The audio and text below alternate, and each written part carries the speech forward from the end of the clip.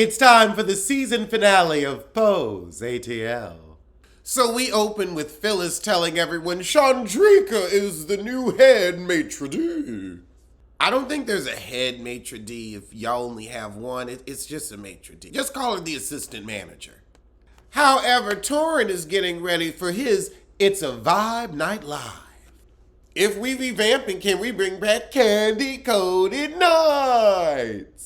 It's so funny. Sissy Smollett, who was the last guest on the last episode. He gonna make it a 70s theme. Oh, Torrin got an artist, Peppermint, who kind of looks like Michelle Williams. I just hope she's not giving us a I Need WD-40 vocal, because Michelle Williams sounds like a door creak with soul. However, Patrick asks Torrin if he can help him propose to Safari. Torrin charged his ass. She's not going to expect it. Of course not on the season finale of your little spinoff. Of course she's not going to expect it. This is a soft cliffhanger. We know they're going to get married, but it's, are we interested enough to see the adventures of Safari and Patrick as a newlywed couple, along with the rest of Pose ATL? Everybody on this show has had a bisexual experience. Todd, too.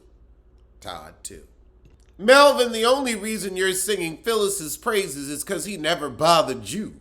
He became more tolerable when he shut up and wasn't on the show. But I still can't stand him. But now we sitting down with Phyllis to see how he feel about the business, and he said, let's dump Dom. And Don Juan seconds it. Oh, geez, Phyllis, you was really acting like you was gonna walk off. Ooh, no, we might lose Phyllis because her contract is over. Please, walk on, Heifer. You done all you can do. Sitting on TV in a fake Burberry hat. And even if it's real, you make it look cheap. Meanwhile, across town, Brian, Torrin, and Rashad get together. Brian still got on that cookies and cream wig. Rashad, your blouse is cute, but you should have worn this pattern as a vest. Then it could have popped more. It's too much pattern for a whole shirt, but I appreciate you trying. Torrin, why are you always wearing a bandana, a head wrap? Honey, if your hairline going back, just wear it proud.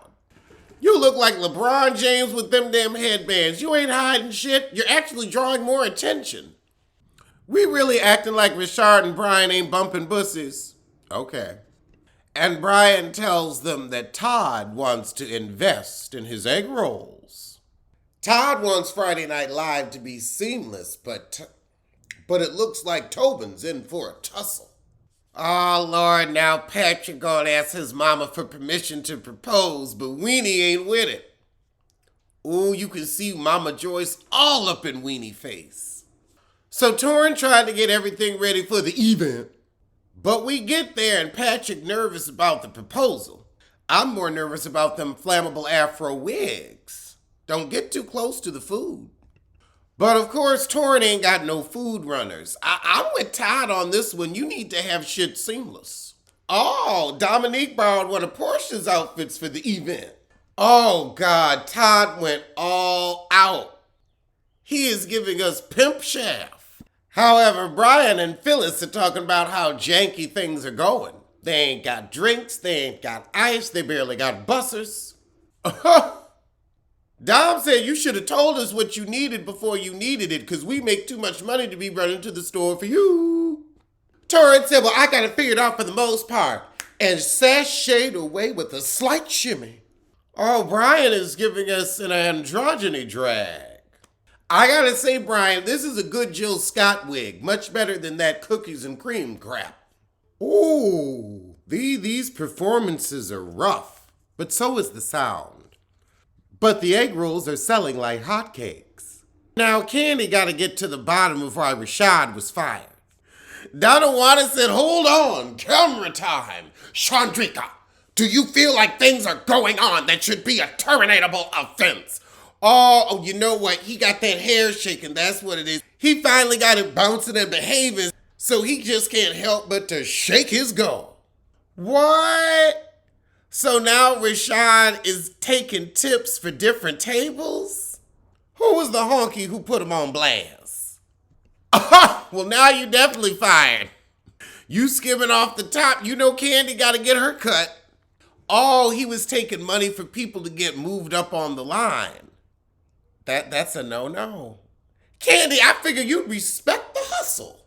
Well, child, I guess you ain't gonna be back next season.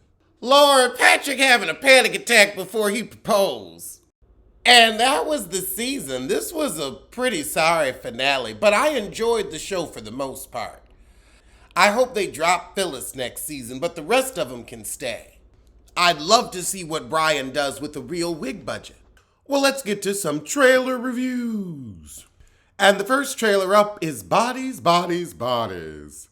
Okay, so we got like a frat party vibe going on.